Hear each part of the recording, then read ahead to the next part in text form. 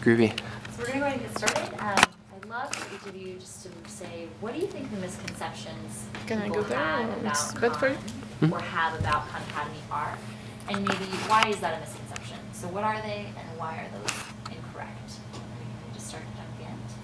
Yeah, I think the major misconception about Khan Academy is that we as teachers basically tell the kids, okay, open up your laptop, turn it on, and get started. And we'll be sitting over in the corner at our desk, and when you're done, we'll tell you to stop, and then we'll kind of move on from there. And that's not at all what it's like, actually. We actually probably, I think we would all agree, is we probably work harder using Khan Academy as a tool. And harder, and actually we work smarter. I would agree. Yeah, there's a lot involved getting around to all of the kids during that time. You're interacting, you're helping, you're advising, you're guiding, all of that, mentoring, coaching, directing, managing. There's a ton of things that have to happen during that time. You can't just sit at your desk in the corner and let it all evolve around you. Yeah, you just have to make sure that they are on pace, that they are working towards their goal. And the biggest thing is not to be afraid when they're beyond something that maybe you remember how to do, and to let them peer teach each other. And I guess not only that they're not just, we're not sitting back, that you have to watch while they're teaching each other. Are there any other misconceptions you think besides this one piece?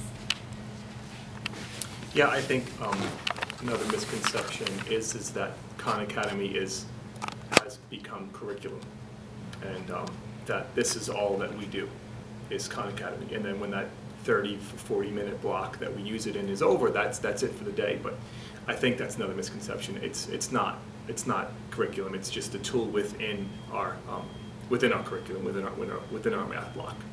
And that's just speaking to the idea of the Khan Academy as a tool. This is a great resource for teachers. It doesn't replace the teacher. It doesn't replace the curriculum. If used appropriately, it can do great things for your students, but it's up to the educator, the professional, to decide, how it's most appropriately used with his or her students and how they can use this to meet their needs.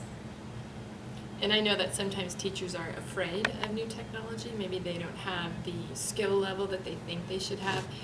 But I think with a little guidance and a little support, that fear goes away fairly quickly. And as Kelly said, you don't have to be afraid of knowing everything. You're not going to know everything on Khan Academy. And it's all right to show kids that we don't always have the answers.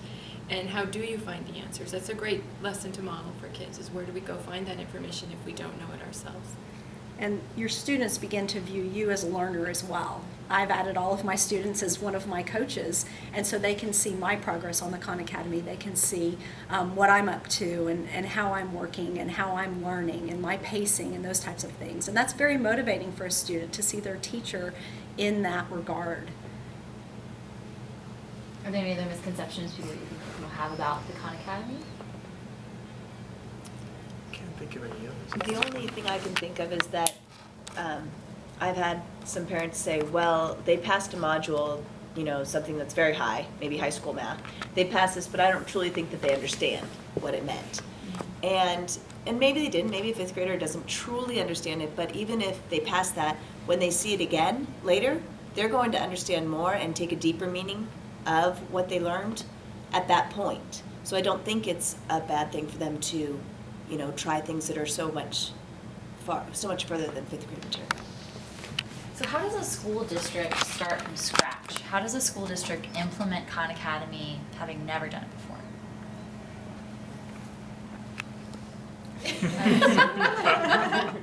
Courtney? Is it my turn?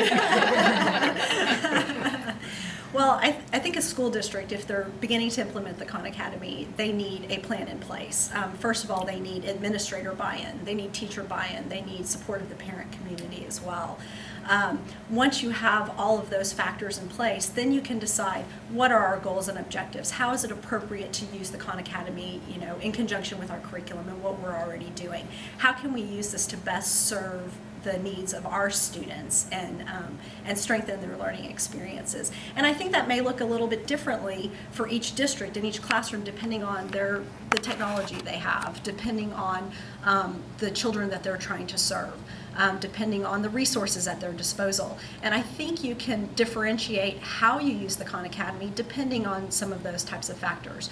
But the district definitely needs to clearly identify those goals and objectives, get everybody on the same page, and then figure out, okay, how is this going to look to best meet the needs of kids?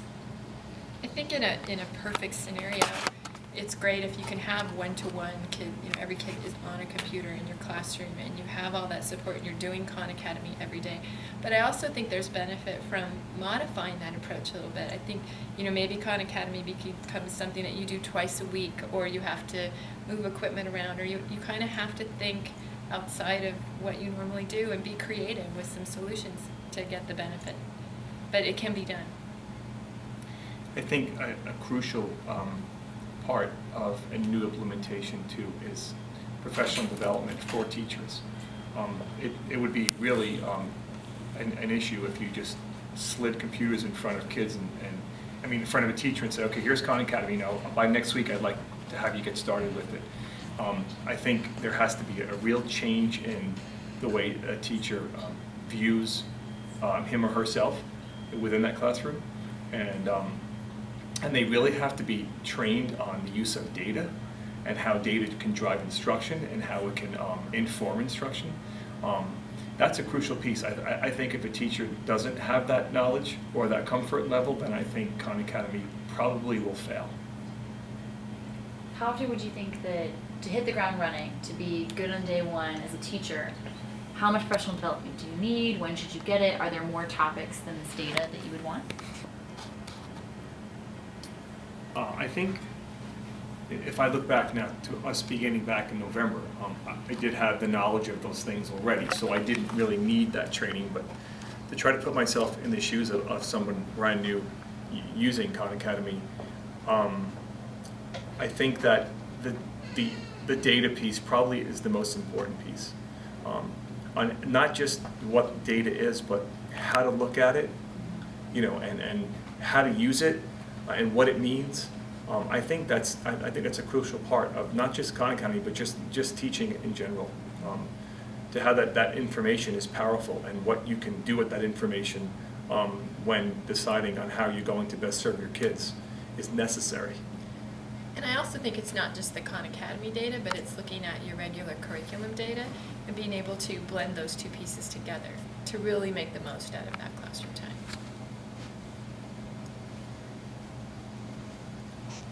I was just thinking, along with the implementation process, is that you need to get parents on board.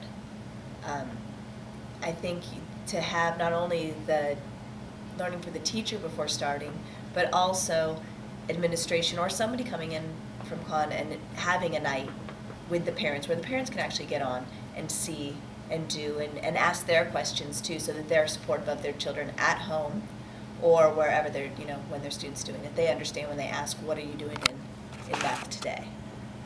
Well, and with regard to parents getting on Khan Academy and seeing what it's about, I also think with professional development, teachers need to get on and try it. And I think once you just spend a little time on Khan Academy, it starts triggering things in your mind, and you can think, oh, this is how I can use this with this lesson, or this is what I can do with my students. And you just start getting ideas, and you can customize it to meet your students' needs, and then also to your personality and your teaching style and what you're comfortable with.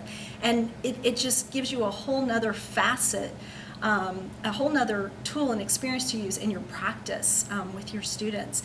And I just think teachers are just so creative, and they love kids, and they can find ways to bridge those gaps. And if you just have some experience with the modules, and I would recommend teachers work through the modules and at least work through their curriculum level at least, and be familiar with some of the videos so you know how Sal teaches, and you can see how a mathematician thinks and those types of things. And then you can connect with your students on a much deeper level when they're using the software as well, and you're not as intimidated because you have familiarity with it. Do you have advice for new teachers, so teachers who are brand new to the classroom hoping to implement Khan, and what will be the most important things for them to think about?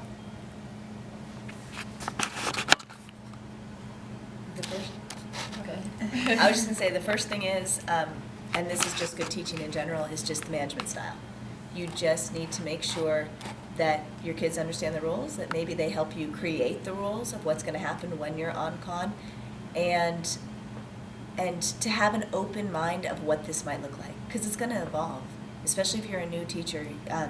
You're getting in there, you're trying new things, and you've got to be ready to roll and change as the students change, and to keep bringing them back and having discussions on what's working and what's not. For new teachers, I like to recommend creating a culture in your classroom. It's a culture for learners. You create this culture by modeling it, by setting up expectations at the beginning of the year. You treat your students with respect, and they start treating you with respect and each other with respect. You just kind of outline, this is the behavior. This is acceptable behavior in my classroom. These are our goals. This is what we're trying to accomplish here together. Is this behavior in line with our class goals? Is this in line with our culture? And you set up kind of that attitude that you have a community of learners here, and we're trying to learn together in the best way we can, and everybody's ideas are welcome, but we have to do it in an appropriate manner. And if new teachers can use their expectations and their personalities to set up a culture like that, the kids will test the boundaries at the beginning, but you just remain steadfast and you keep modeling and you keep enforcing appropriately, and they'll come around and they'll get on board, and it'll be great. I think as a new teacher, you feel overwhelmed with everything that's given to you that first year. And I think it's important to be flexible and know that it isn't going to be perfect the first year you do it, and you're going to make mistakes. And maybe that's okay. That you learn, you take it all in, you learn, you look at what works, what doesn't work, and then you tailor it to fit you. And that takes a little practice, and it just comes with experience, but it's something we all go through, no matter what we're teaching. All of us just need to get in and do it. And eventually you figure out what works. And it's important to keep in mind, you have in your head, the perfect ideal, but your students don't know what that is. And so if you fall short or things don't go exactly right, nobody else is aware of that but you. So you just pick up the pieces and you move on and you learn, what not to do next time or how to change it, and you're just constantly improving. And just have that attitude and just move on. Nobody else is as aware of you as you are, with your mistakes or your shortcomings and things like that. They just have a great experience, and you can learn from every situation. You guys all spoke about, or did you want to add? No, it's okay. You guys all spoke about buy-in from admin, buy-in from principals, from parents. What specifically does buy-in look like, and how do you know when you've had buy-in from all of those people?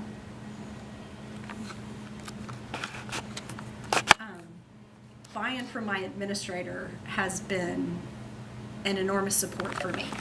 She can walk into my classroom and see what's going on, and she's excited about it, whereas maybe another administrator with another perspective may not really see what's going on in the classroom, because it's not a traditional educational model. It's, this is 21st century learning. It looks differently than the teacher standing up at the front of the classroom teaching and assigning 20 problems for homework or whatever that model is. And every day looks a little bit differently. And having my administrator support, where she can walk in and she can see that kids are learning in a different manner, and it's very valid, and it's a better use of their time and a better use of my time, and she gets excited about that. And she is somebody I can go to, and I can collaborate with her, and I can bounce ideas off of her, and she helps strengthen my practice because of her support. And she's not necessarily saying, oh, you didn't do this in the lesson cycle this way. She's saying,